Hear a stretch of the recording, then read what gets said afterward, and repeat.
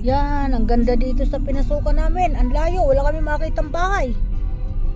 Yan, medyo kabado konti. Puro mga puno ang makikita mo dito. Ayan, oh.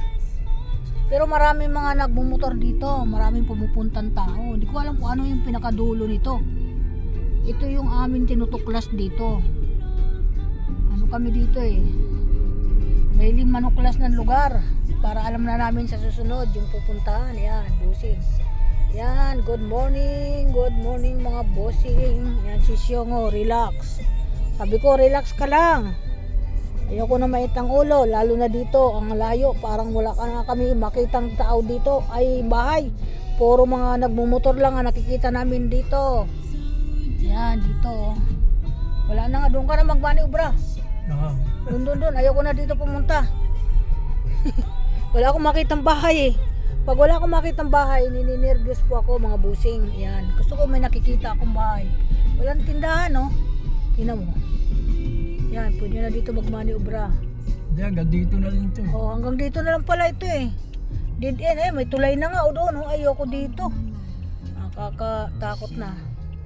Yan, buti naman. Babalik na po kami mga busing. Dito nga kami nagpunta pala ni ano. Crispulo? Oo. Dito ako pinasyal ng gago. Ako maingay. Nagbibideo ko. Baka may kutsi yan. Yan. Maganda naman ang kalsada dito. Ayan. Ayan.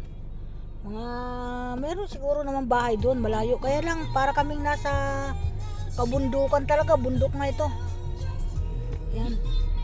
Napakadami ng puno. Ayan o, nagliliparan ng mga puno. Nagliliparan yung mga dahon. Ayan. Bakit na kami uli? Balik na kami uli.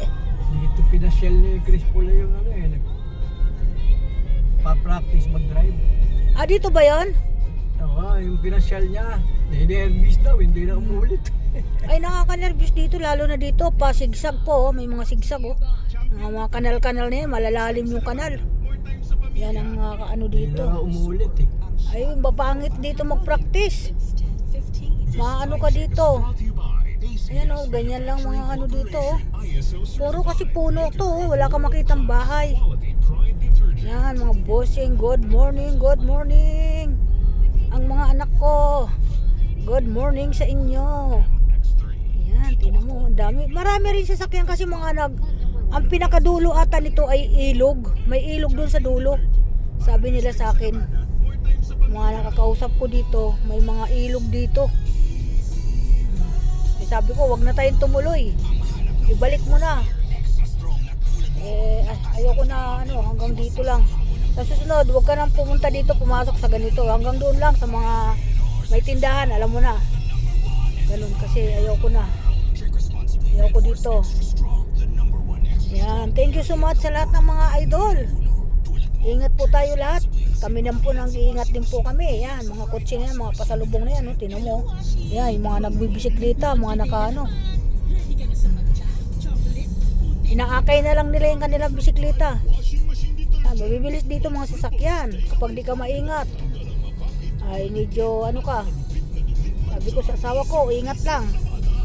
Oh, lalaki ng puno oh. Kabundukan talaga dito. Ayan oh. Bundok talaga oh. Kawawa ng mga nagbibisikleta oh.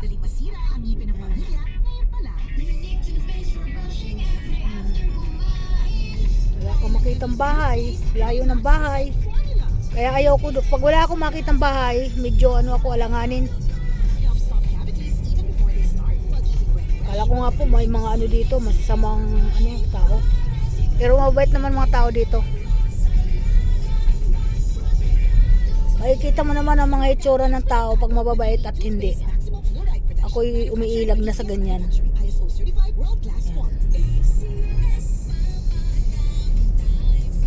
Daming mga nakamotor.